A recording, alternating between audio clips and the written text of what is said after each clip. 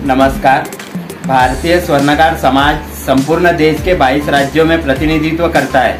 इस संगठन की स्थापना 1960 में स्वर्गीय फकीरचंद जी गुरव इनके नेतृत्व में महाराष्ट्र के नागपुर शहर में हुई और देखते देखते इस संगठन के माध्यम से देश भर में विविध स्वर्ण व्यवसायी और समाज के लिए सामने आई। 1960 से लेकर आज तक दिल्ली की संसद हो या राज्यों की विधानसभा अपने न्याय और हक के लिए धरने आंदोलन करते रही।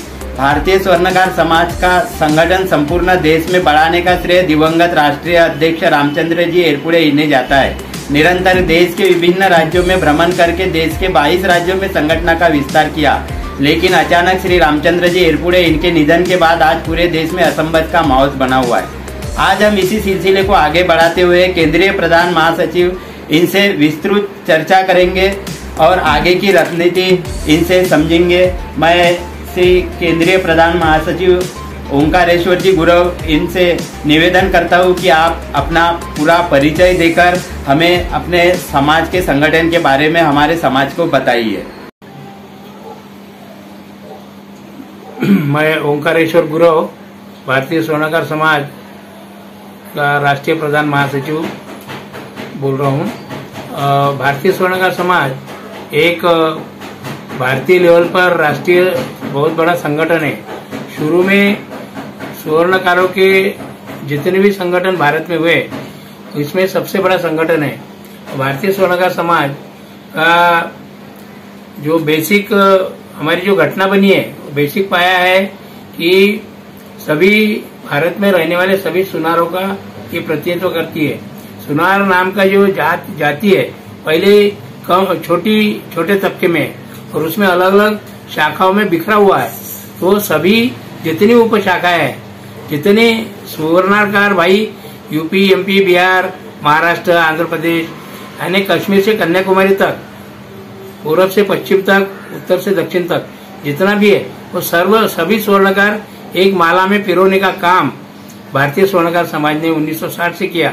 1960 की ये संगठन है और उसमें ये सभी शाखाओं का प्रतिनिधित्व करती है और इसमें गरीब स्वर्णकार और मध्यम वर्गीय स्वर्णकार आते हैं। हम कारपोरेट घराने का नेतृत्व नहीं करते, हम गरीब सुनारों का प्रतिनिधित्व करते हैं और सरकार में जाके, चाहे केंद्र सरकार हो चाहे प्रांत सरकार हो, वहां पे स्वर्णकारों की समस्या का निराकरण करते हैं। स्वर्णकार नाम का शब्द ये मंडल आयोग में नहीं था। मंडल आयोग में वो डालकर उसकी पूरी आरक्षण लेने का काम फकीरचंद जी गुरव इनके नेतृत्व में 1972 में किया गया। और ये जो संगठन है, ये संगठन सभी प्रांतों में बिखरा हुआ है। पूरे 22 राज्यों में हमारा संगठन बिखरा हुआ है। इसमें सभी राज्यों के प्रतिनिधि हमारे कार्यकारिणी में है। आप कह रहे हैं कि भारतीय स्वर्णकार समाज का संगठन देश के 22 राज्यों में है, तो भारतीय स्वर्णकार समाज ये संगठन के माध्यम से आज तक व्यवसायी के लिए और समाज के लिए क्या क्या उपलब्धियां सामने लाई, ये जरा हमें बताइए। समाज जो बंधु है उनके लिए अभी तक का जो जितनी समस्याएं का निराकरण करने की भारतीय स्वर्णकार समाज ने कोशिश की, वो जिसमें मंडल आयोग में स्वर्णकारों का ओबीसी करके ओबीसी में नाम डालने का काम, स्वर्ण नियंत्रण कायदा के अंतर्गत जो स्वर्ण नियंत्रण कायदा लगा हुआ था वो स्वर्ण नियंत्रण कायदे से बाहर निकालने का काम फकीरचंद जी गुरव इनके नेतृत्व में हुआ। और वीपी मोरारजी देसाई ने स्वर्ण नियंत्रण कायदा लगाया था। वीपी सिंह पंतप्रधान थे, मधु दंडवती अर्थमंत्री थे। उनके कार्यकाल में स्वर्ण नियंत्रण कानून मधु दंडवती इनके नेतृत्व में वो स्वर्ण नियंत्रण कायदा रद्द हुआ। उसके बाद में नागपुर में 1993 में अधिवेशन हुआ, जिसमें वीपी सिंह और मधु दंडवती इनका हमने अधिवेशन के तहत सत्कार किया। एक अधिवेशन उसके पहले सोलापुर में हुआ था, जो महाराष्ट्र के उप मुख्यमंत्री गोपीनाथ जी मुंडे ये उस अधिवेशन में आए थे। बहुत बड़ा अधिवेशन हुआ, यवतमाल में हुआ उसके पहले। तो उस वक्त नथुलाल जी पहलिया महासचिव थे, फकीरचंद जी गुरव अध्यक्ष थे। उसके बाद में एडवोकेट किशोर आंबिलवादी जी महासचिव हुए और इनका फकीरचंद जी गुरव की शारीरिक हालत अच्छी नहीं रहने से उन्होंने राजीनामा दिया। बाद में रामचंद्र राव एरपुड़े अध्यक्ष बने और रामचंद्र राव एरपुड़े शुरू से पूरा भारत में घूमकर प्रचार प्रसार करने का काम उनकी तरफ था। उसके बाद में भी राष्ट्रीय अध्यक्ष बनने के बाद फिर और उन्होंने बहुत ही ताकत के साथ पूरे प्रांत में घूमकर और भी राज्यों को जोड़ा। राज्य को जोड़ना यानी उस राज्य में से महत्वपूर्ण समाज काम करने वाले बड़े बड़े महानुभाव उसमें लेना और भारतीय स्वर्णकार समाज का काम बढ़ाना, ताकि जितनी उपशाखाएं छोटी छोटी कार्यालय और कार्यकारिणी लेके बैठे हुए उपशाखा वाले वहां तक सरकार तक नहीं पहुंच पाते। उनके प्रतिनिधि लेके हम केंद्र सरकार और राज्य सरकार तक पहुंचते हैं और स्वर्णकारों का की समस्याओं का निराकरण करने का काम, जैसा अभी बहुत बड़ा प्रश्न आया हॉलमार्क का 411 है और स्वर्णकारों का अगर हॉलमार्क का अभी ये समस्या का निराकरण नहीं हुआ तो बहुत से स्वर्णकार विस्थापित हो जाएंगे, बहुत सी दुकानें बंद हो जाएंगी। ये पोजीशन पे अभी हम आए। भारतीय स्वर्णकार समाज इस वजह से भी पूरे देश में जाना जाता है कि स्वर्णकार समाज के जो व्यापारी है उसके लिए निरंतर आंदोलन मोर्चे करते रहा, धरने देते रहा। उसी सिलसिले को लेकर अभी जो कानून आ रहा है हॉलमार्क के बारे में, जो उसके लिए अपने दिवंगत राष्ट्रीय अध्यक्ष श्री रामचंद्र जी एरपुड़े इन्होंने 10 मई को जंतर मंतर पे धरना आंदोलन का आयोजन किया था। अभी उनके जाने के बाद आप ये आंदोलन को कैसे देखते हैं? इस आंदोलन के बारे में 10 मई को जो आंदोलन धरना एक दिन का धरना आंदोलन था वो कोरोना की आपदा और गवर्नमेंट केंद्र सरकार ने उसके परमिशन बंद करने की वजह से वो धरना आंदोलन हमने पोस्टपोन किया है। आगे एक कोरोना काल निकलने के बाद वो आंदोलन होगा।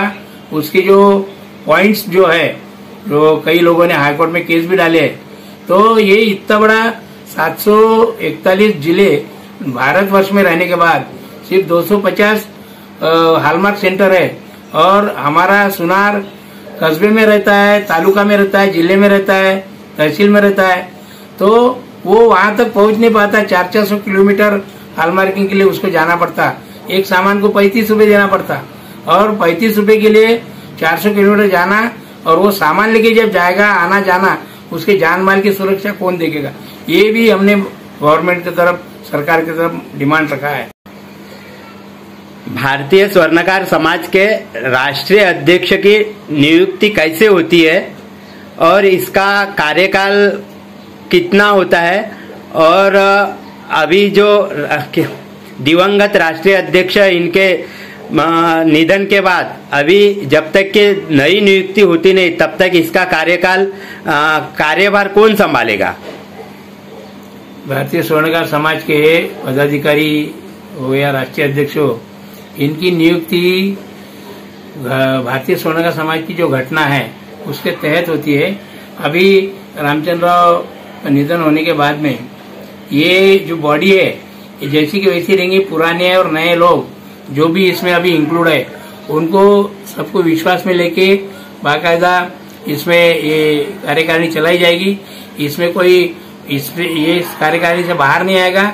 अभी सभी अपने अपने प्रांतों में, अपने अपने जिले में, अपने अपने कस्बों में कार्यरत रहेंगे और रामचंद्र राव का सपना, राष्ट्रीय संस्थापक अध्यक्ष फकीरचंद जी गुरव का सपना, इसको जो उन्होंने सपना देखा था, उनके जो रुके हुए काम है वो पूरा आखिरी तक ले जाने का काम हम लोग करेंगे। दूसरी बात, अभी रामचंद्र राव के जाने के बाद यहाँ जो कार्याध्यक्ष है, अभी सीनियर कार्याध्यक्ष है मनसुख भाई सोनी और मैं राष्ट्रीय प्रधान महासचिव ओंकारेश्वर गुरव, हम और पूरी कार्यकारिणी को विश्वास में लेके आने वाले अगले चुनाव तक, घटना के तहत चैरिटी कमिश्नर के तहत ही चुनाव होगा और उसको अभी समय लगेगा, तो वो चुनाव होते तक ये पूरी कार्यकारिणी काम करेगी और उनका अधूरा काम, रहा हुआ काम पूरा करने का प्रयास करेगा, स्वर्णकारों की समस्या का निराकरण करने का प्रयास करेगा। धन्यवाद। आपने हमें विस्तृत जानकारी दी और मुझे पर्सनल लेवल पर देश के कई संगठन और पदाधिकारियों का फोन आ रहा था कि भैया नागपुर में हमारे पदाधिकारी कौन है भारतीय स्वर्णकार समाज के, और उनसे हमारी बात कीजिए। इसी सिलसिले को लेकर हमने आज अपने चैनल पर आपकी मुलाकात रखी और समाज में ये भी भय निर्माण हो गया था कि अभी रामचंद्र जी एरपुड़े इनके बाद हमारे संगठन का क्या होगा। हम पुराने और नए कार्यकर्ता है, संगठन के पदाधिकारी है, इनका अभी जो संगठन आने वाला है उनमें स्थान मिलेगा कि नहीं मिलेगा। आपने इस संबंध में आपने पूरे सारे विचार रखे। मैं एक बार फिर से आपको ये विनती करता हूँ कि आप पूरे देश के संगठन के पदाधिकारियों को अपने तरफ से एक कोई सूचना होगी तो दे सकते। भारतीय स्वर्णकार समाज के तहत जो पुराने और नए जो पदाधिकारी है, उन्होंने अपने दिल से पूरी शंका निकाल देना चाहिए कि जो रहा हुआ काम है वो हम आगे ताकत के साथ, तन मन धन के साथ आगे ले जाएंगे। दूसरी बात, जो पदाधिकारी है चाहे पुराने हो चाहे नए हो, यहाँ से कोई भी निकलेगा नहीं, और जो काम करने वाले कार्यकर्ता है, पदाधिकारी है, उसी ताकत के साथ वो काम करे और आगे में इसकी जो रणनीति है, हम रामचंद्रराव जी, स्वर्गीय रामचंद्रराव जी एरपुड़े, इनकी श्रद्धांजलि सभा हम लेने जा रहे हैं 9/5/2021 को लेने जा रहे। उसकी लिंक भी हम भेजेंगे और उसमें आगे की रणनीति भी बताई जाएगी।